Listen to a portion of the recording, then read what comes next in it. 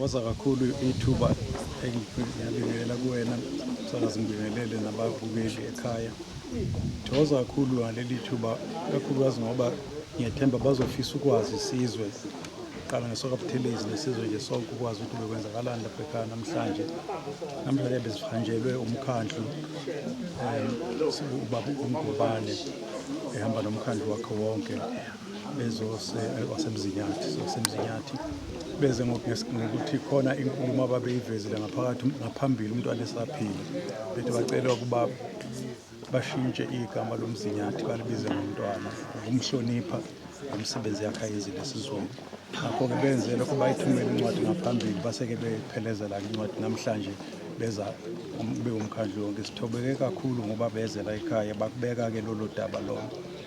Sasho ukuthi cha asinayo ngempela sathi siyakuthokozela lokho bangakwenza kodwa ngagcizelela kakhulu ukuthi umntwana wayengayithandi lento ngoba iyayenzeka sonke isikhathi noma iyagcina yenzekile kwezinye indawo ikakhulukazi uma kunomsindo ngoba kwesikhathi kwakusuka umsindo ngoba phela ipolitiki siyayazi ukuthi abanye bayibuka ngokwepolitiki kanti abanye babuka ngokwemisebenzi kodwa umntwana wayethi nje ayikho into njengamanje okusadinga ukuthi ayiprove kunoma ubani. Ngakho-ke abantu uma befuna ukumbiza iy'ndawo ey'thile ngegama lakhe kulungile.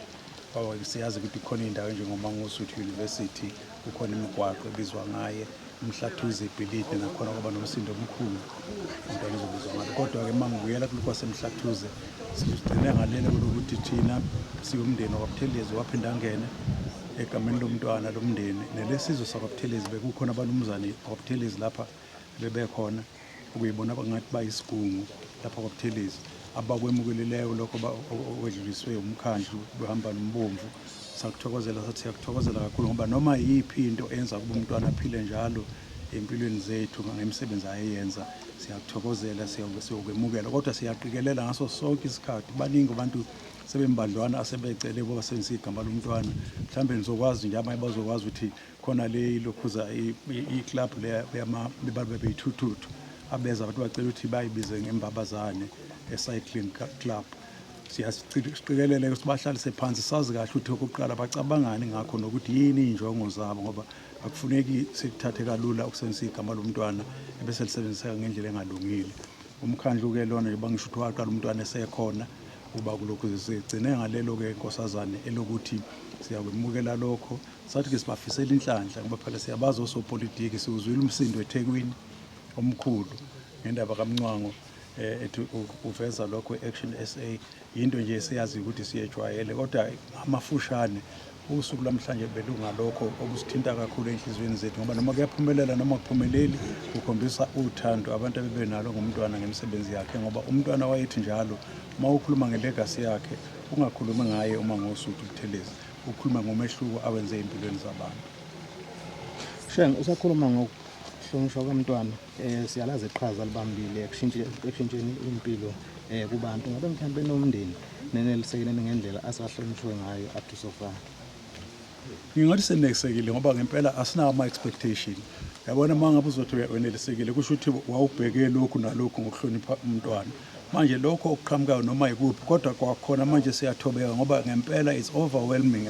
Kuyamangalisa uthando omunye uzowathi umntwana ungathi manje uzoba mkhulu kwedlule esaphila kodwa-ke imisebenzi yakhe akuyena. Futhi nathi siyazi ukuthi makuziwa kithi sihlonishwa njengoba ngijoba sengiyinkosi yakwaButhelezi nje manje engithobeka kakhulu bangibekeke kulesikhundla esinzima kangaka sokungena ey'cahlweni eyisindawo zomntwana kodwa siyakwazi ukuthi konke okwenzakalayo kubheke kuye akubhekile kithi kodwa ukuphendula wena mfowethu angeke sithi sizagcwalisa ngakho konke osekwenzakele kuningi okwenzakele okunye kubili okuthathu sibongile sathi cha siyathokoza kodwa asizuthanda ukuba igama lomntwana lihlanganiswa naleyo nto ethile. Sheng uphinde wakhuluma waxwayisa ngalaba abafisa ukusebenzisa igama lomntwana ukuthi abakwenzayo egameni lomntwana kube ngokuhle nokuveza imisebenzi emihle umntwana yenzile.